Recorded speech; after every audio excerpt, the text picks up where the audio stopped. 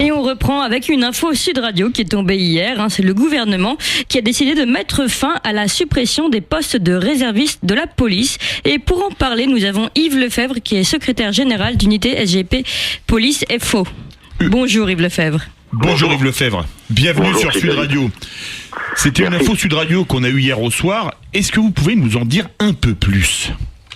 Si vous voulez, oui, je peux vous en dire un peu plus, à savoir. Même beaucoup plus, si vous voulez. Beaucoup plus, c'est que en filigrane, on a d'abord le rapport de la Cour des comptes, les préconisations du rapport de la Cour des comptes, ces préconisations tombées le 30 juin, qui parlent sérieusement de mettre à mal la police nationale, parce qu'on nous dit très clairement, déjà dans un premier temps, que aujourd'hui on a un seuil de population de 20 000 habitants qui détermine la compétence police ou gendarmerie.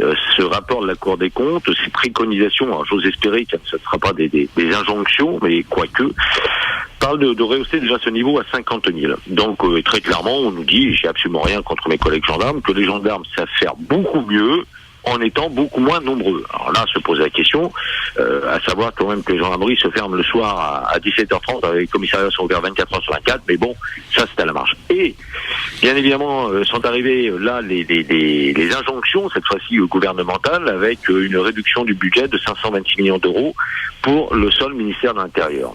Et première mesure prise, je dirais, en sous-main, dans un coin de couloir, ou peut-être, allez savoir, dans un bureau, de décider de mettre un terme aux réservistes de la police nationale. Alors, ces réservistes de la police nationale, c'est un vaste débat. Moi, je suis pas un pro-réserviste. Je suis un pro-policier actif, tout simplement. Mais le problème est qu'aujourd'hui, dans la guerre qui est la nôtre contre Daesh, entre autres, mais aussi contre l'impérialisme nécessité d'assurer la sécurité au quotidien de nos concitoyens, la déflation des effectifs sous Sarkozy a généré chez François Hollande, on va dire, la vitesse surmultipliée en matière de réservistes. Aujourd'hui, on a des réservistes. Je prends pour exemple, et je crois que vous avez un élu du Var parmi vous ce matin. Oui, absolument, Françoise Cowell. 60 réservistes dans le seul département du Var, département particulièrement touristique. 60 réservistes vont voir très certainement, sauf à dire que la décision puisse être infléchie d'ici ce soir, verront à compter de ce soir la fin de leur contrat. Ces 60 personnes ont été inclus dans le fonctionnement des services. Sur la côte basque, on est à une encablure des fêtes de Bayonne. Plus d'1 million de visiteurs en fêtes de Bayonne. On va supprimer les réservistes à compter de ce soir. 20 réservistes sur la côte basque. Non mais attendez, si on marche pas sur la tête, moi je dis il faut avoir un débat sur les réservistes. Oui, il faut avoir ce débat. Mais ne confondons pas vitesse et précipitation. Et encore une fois de plus, certains ont tendance sans doute à vouloir rendre une copie plus blanche pour s'accorder certainement les faveurs du ministre de l'Intérieur, prennent des décisions qui sont pour le moins humaines et qui vont à complet contre-courant de la sécurité que nous devons assurer en permanence. Philippe Pasco veut réagir.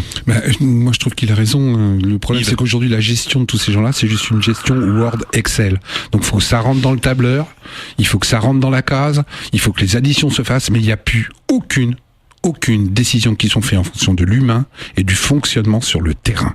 Ces gens-là sont dans des bureaux à Paris, ils ont un tableur devant eux, il faut que dans le tableur, il y ait un certain nombre de chiffres qui rentrent de soustraction et d'addition, et ils sabrent sans savoir. Yves Lefebvre, vous êtes, donc je rappelle, le secrétaire général de l'unité SGPF aux polices, vous allez être raboté, votre ministère, de 526 millions, de mémoire, vous me rattrapez si je me trompe, c'est 16 milliards le budget du ministère de l'Intérieur ? Oui, c'est ça, oui.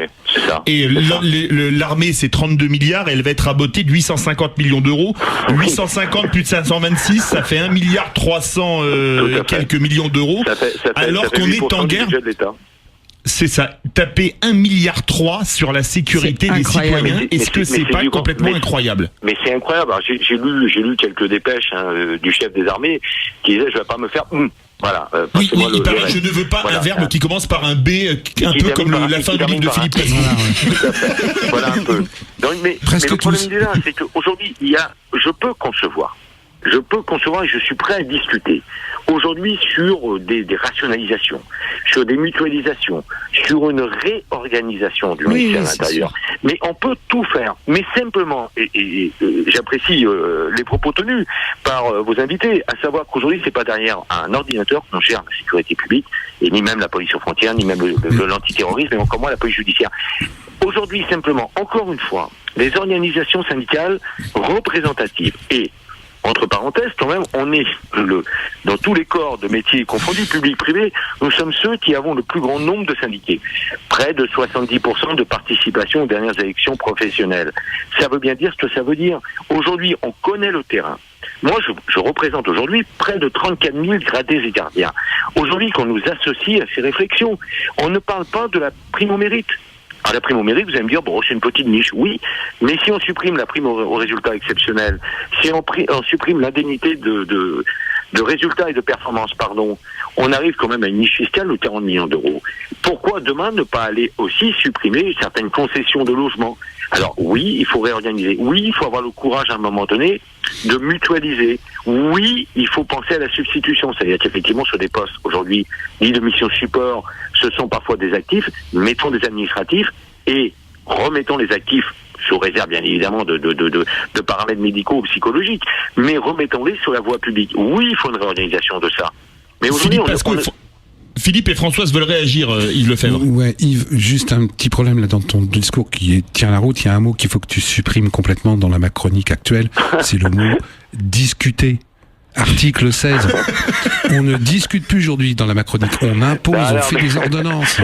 Non, mais sérieux, il faut arrêter de dire qu'on nous laisse discuter. Aujourd'hui, il n'y a aucune discussion d'une part. On fait semblant de recevoir les gens, on fait semblant de les écouter, et en fin de compte, on ne les écoute pas. La discussion, article 16, est supprimée. Mais comme dirait ma charmante Françoise en face, il faut laisser le temps à Macron de s'installer.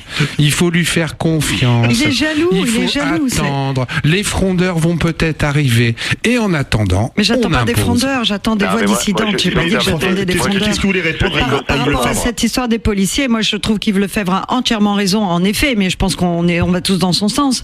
Et il faut entendre l'épuisement des policiers. Moi je côtoie beaucoup les policiers sur ma commune à Fréjus, mais aussi à Aix-en-Provence où je passe une grande partie de mon temps. Les policiers sont épuisés. On les mobilise beaucoup trop. Il va arriver des accidents graves parce qu'à un moment donné, ils vont péter un boulon, quoi. Et il y en a pas mal qui sont vraiment à 2 doigts de la dépression, on les voit complètement lessivés, en plus ils gagnent rien, et ils sont dans des situations familiales, professionnelles qui sont quasiment précaires, quoi. Donc en effet, il faut les aider, et au lieu de les aider, on fait pire que pire.